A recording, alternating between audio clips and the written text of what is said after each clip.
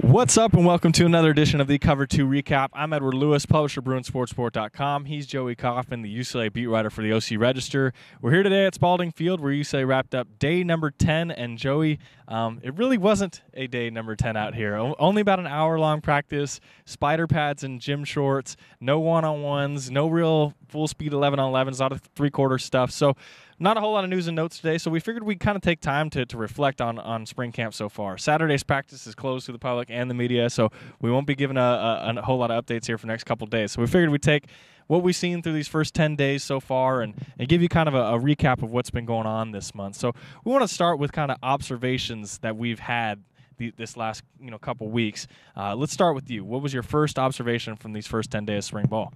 Well, I think through the first 10 days, everyone wants to know what's the deal with the quarterbacks. And I think what we've observed is Josh Rosen looks like the most physically mature quarterback among the guys competing. And I think everybody kind of probably had a sense of that going into spring camp, that he had the skill set to win the position. The question was, is he going to be cerebral enough? And all the coaches have raved about that throughout spring, his ability to pick up the offense. Jordan Payton mentioned that yesterday. 3 weeks in, he knows how to run the offense. So if the question was, is Rosen, a freshman, going to be able to step in here and run the show, I think we can safely answer yes. The question will be whether he can do that when kind of the bullets start flying in a live game. You never really know until you get there. But in terms of being able to run a practice, run the offense during 11-on-11s, he looks like he can do that. One of my big observations was the help that Rosen's about to get from the running game.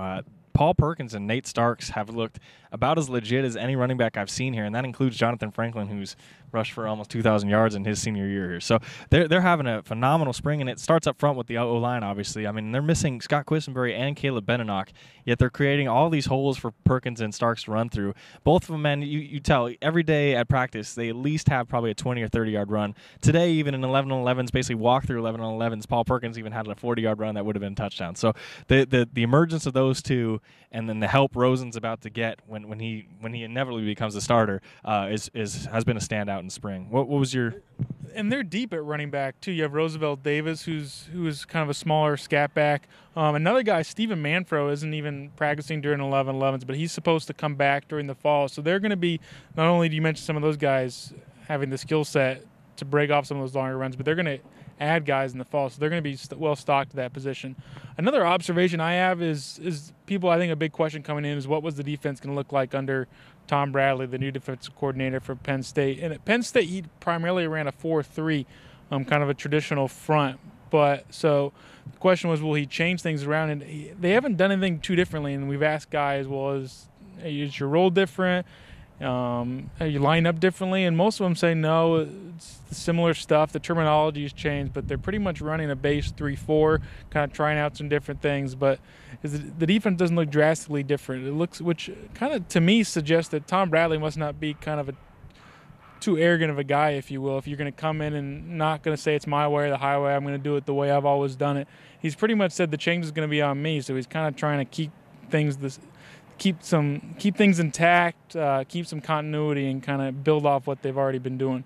Another thing we've learned so far through 10 days is position changes have really been successful for UCLA and Jim Moore and Scott White even.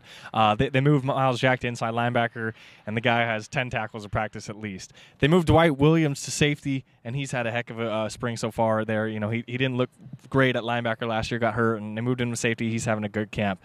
They moved Colby Seibert to tight end, and he's making a couple plays here and there per practice.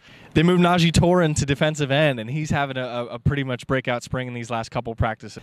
And lastly, they moved Aaron Sharp to wide receiver from quarterback, and he's having a couple of nice practices as well. So I think that's been kind of one of the standouts through the first 10 days is that the Bruins are able to move guys around, and they have the wherewithal to say, okay, he's not working out at this position, maybe he'll work out at this position. And so far, everything they've touched has been going pretty well. Getting into not necessarily top performers because there weren't any today. I wanted to change it up and go with kind of surprises of camp so far, kind of the top performers surprise-wise through these first 10 days. Give me two guys that have kind of popped to you. Jordan Lasley, I think, is one guy who during the early part of practice kind of got a little involved in some extracurricular activities, if you will, and kind of was a little all over the place and not that stable. But the last couple practices, he looks like he's kind of turned a new leaf, been very focused. He had a great catch on Monday, a one-handed catch that was kind of thrown high, and he jumped up and grabbed it with his right hand and reeled it in. That was a real nice catch. Marcus Rios also stood out to you as a surprise at camp. Why is that? He's a big, kind of aggressive. Well, for one thing, he's added weight, I should say. Like when he had that 2 years ago, the infection, I think he said he was down 125 pounds, 130, and he's now 180 pounds. So he's added 50 pounds in 2 years, which is ridiculous if you think about it. But he's really fit. His triceps look really big, and he's just a big guy in general, I think, which is, I think the trend lately in football seems like people want to have bigger corners who are going to jam you right there. And he looks like a guy who's been very aggressive, and he's had a couple interceptions throughout. So he's going to be a tough guy to throw on, I think. My two surprises, I'll start with the true freshman, Nate Metters. He's a guy we saw in high school a lot and only saw him play quarterback. And I didn't really know how he'd transition to this level at safety, after playing the whole season at quarterback. And he's been actually really, really good out here. He's had a couple picks and had a pick 6 last week. I want to say it was on Saturday. And he's just done well. I think that's been a real surprise that he's able to come in here as an early enrollee. He was just at prom. I think he missed practice the other day for prom. And yet he's been able to come in, and it looks like he might provide some two-deep depth even. So he's been a surprise. The other surprise has been Colton Miller.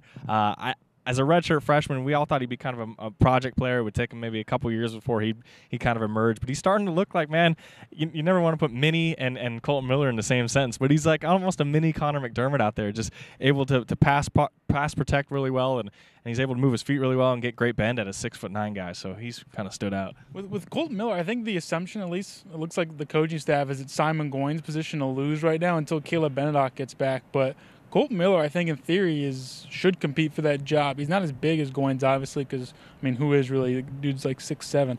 But Colton Miller moves around pretty well, and I think he gives them an option there if they wanted to go that route. So I think that the right tackle spot in theory, if you have Benedict, Simon Goins, and Colton Miller back, that's, I think, really realistically a three-way competition.